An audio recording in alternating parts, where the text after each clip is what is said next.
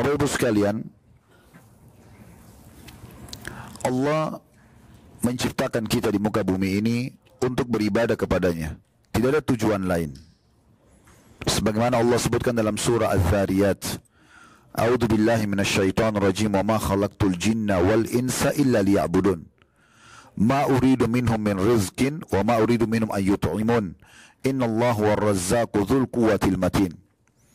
Artinya, aku tidak menciptakan jin dan manusia. Maknanya, Bapak Ibu tanya diri sendiri sekarang, untuk apa saya ada di muka bumi ini?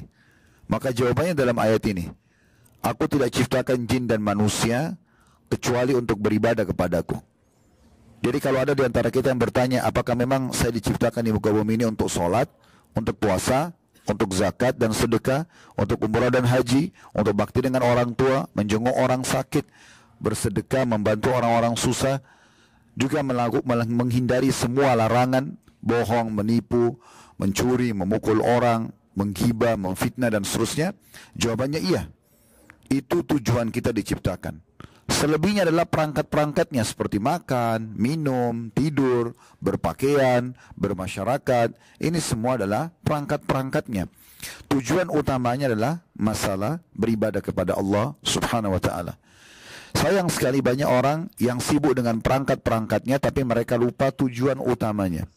Sibuk mencari makanan-makanan yang memang mereka suka dan gemari, minuman, pakaian, kemudian komoditas dan seterusnya, tapi mereka lupa tujuannya untuk beribadah kepada Allah Subhanahu wa ta'ala, sehingga mereka tidak hubungkan antara makanan, minuman, pakaian, aktivitas yang mereka lakukan dengan masalah ibadah kepada Allah Subhanahu wa ta'ala.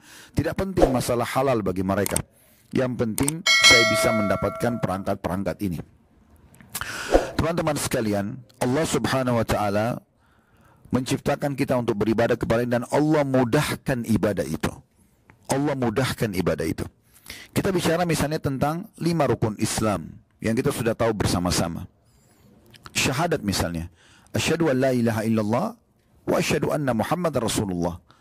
Saya bersaksi tidak ada Tuhan yang berhak disembah kecuali Allah. Konsekuensinya adalah kita harus yakin tidak ada Tuhan, tidak ada pencipta, pemilik, penguasa yang menghidupkan, yang mematikan, yang menggantikan siang dan malam, menurunkan hujan dari langit kecuali Allah. Wa asyhadu anna Muhammad Rasulullah, dan Muhammad benar utusan dan hambanya. Sehingga kita tinggal mengikuti syariat Nabi Muhammad SAW. Dan siapapun orang non-muslim mengucapkan syahadat ini, dia meninggal sesaat setelah itu masuk surga. Dalam sebuah riwayat Bukhari disebutkan, pernah ada seorang anak muda Yahudi, dia sering kali membantu Nabi SAW. Tentu diberikan upah. Satu waktu anak muda Yahudi ini tidak disebutkan umurnya berapa, tapi disebutkan dalam hadis dia adalah anak yang masih muda, masih remaja, sakit keras anak muda ini. Nabi SAW berkunjung ke rumahnya, lalu duduk di bagian atas kepalanya dan mengatakan, hai anak muda, syahadatlah. Maka anak ini melihat ke arah ayahnya yang ada di sebelah ranjang. Lalu ayahnya mengatakan, ati Abul Qasim, patuhi ayahnya Qasim.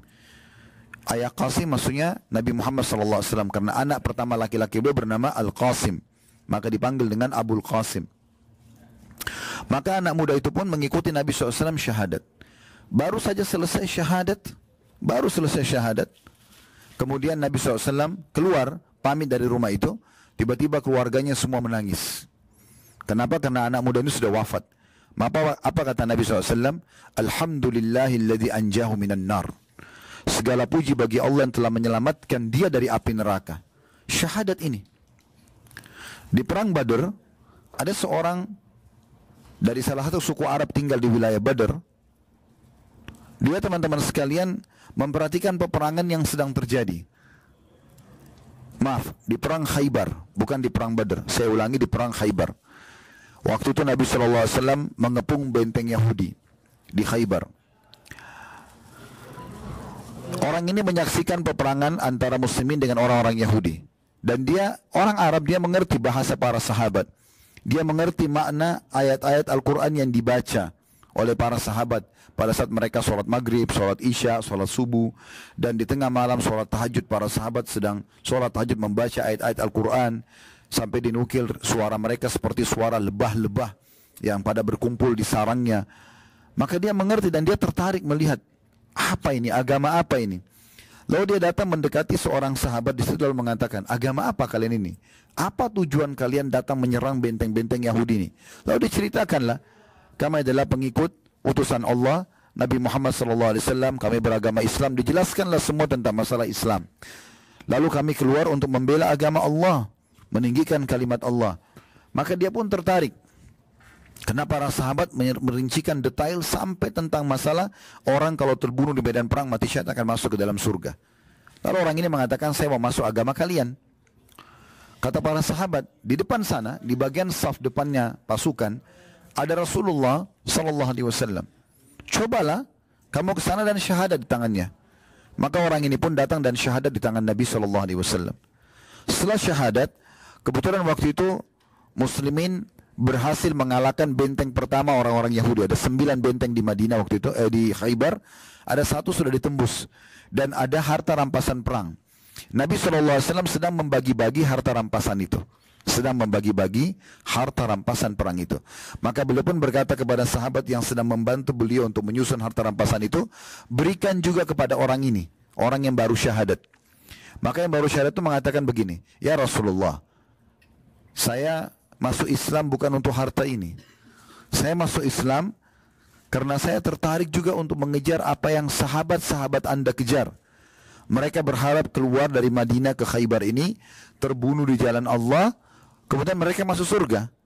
Saya berharap ada panah Yahudi yang lepas dari benteng mereka, kemudian kena di titik sini. Lalu kemudian dia menunjuk titik dadanya dan keluar di sini. Maksudnya tembus anak panah itu. Lalu saya terbunuh di jalan Allah. Kata Nabi Muhammad SAW, kau akan dapat apa yang kau inginkan. Kalau kau jujur, kau akan dapat itu. Subhanallah, berpisah dia dengan Nabi SAW, berkecamuk peperangan, ya, dipecikkan takbir dari kaum muslimin. Lalu orang-orang Yahudi mulai melemparkan di benteng kedua anak-anak panah dari dalam benteng. Subhanallah, orang yang pertama kena panah Yahudi adalah orang yang baru syahadat tadi. Orang yang baru syahadat tadi. Dan dia kena anak panah di titik yang dia tunjuk. Saya berharap anak panah Yahudi kena di sini, dia tunjuk dada sebelah kirinya, tembus di sini. Lalu kemudian saya mati di jalan Allah. Maka betul-betul kena di situ.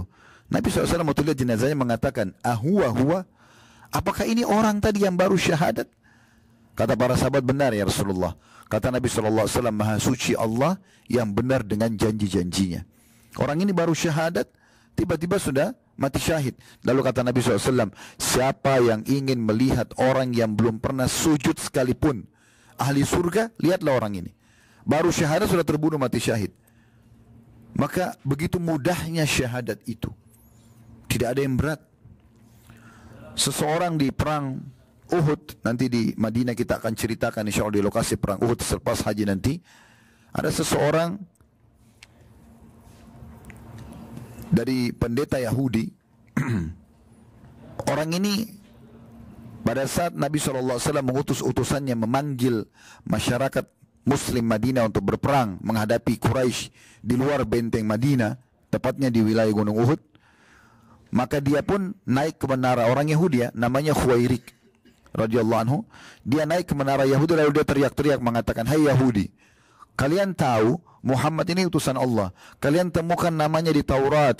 Kalian sudah, bahkan kakek-kakek kalian hijrah ke kota Madinah ini untuk ya menunggu kedatangannya. Sekarang sudah depan mata kalian, kenapa kalian tidak beriman? Maka mereka mengatakan, kami tidak yakin dengan dia. Lalu Khuwairik ini yang merupakan pendeta Yahudi mengatakan, tapi kalian temukan dalam Taurat, ya di ajaran Nabi Musa, kalau ada nabi di lokasi lain memanggil untuk berperang membela agama Allah, kita harus membelanya. Maka ayo kita bela paling tidak kalau tidak mau masuk Islam. Mereka juga mengatakan ini hari Sabtu, kami tidak mau berperang di hari Sabtu. Ini sebenarnya alasan saja. Maka Khuwairik tidak peduli lagi dengan orang-orang Yahudi. Dia sebenarnya pendeta Yahudi, ya. Dia datang ke masjid Nabi syahadat. Itu di waktu duha hari Sabtu tahun 3 Hijriah di perang Uhud. Subhanallah, setelah dia syahadat, dia ikut berperang. Dan dia termasuk yang mati syahid di perang Uhud itu. Uhud selesai sebelum duhur. Dan orang ini sudah meninggal. Waktu jenazah para sahabat dikumpulkan, ada jenazahnya Khuwairik ini, pendeta Yahudi yang baru masuk Islam. Kata Nabi SAW, siapa yang ingin melihat orang ahli surga yang belum pernah sujud sekalipun, lihat orang ini. Syahadat di waktu duha. Kemudian dia meninggal sebelum duhur. Belum ada kewajiban sholatnya. Subuh dia belum masuk Islam. Duhur juga belum masuk waktunya dia meninggal. Maka dengan syahadat saja, dia sudah dipastikan masuk ke dalam surga.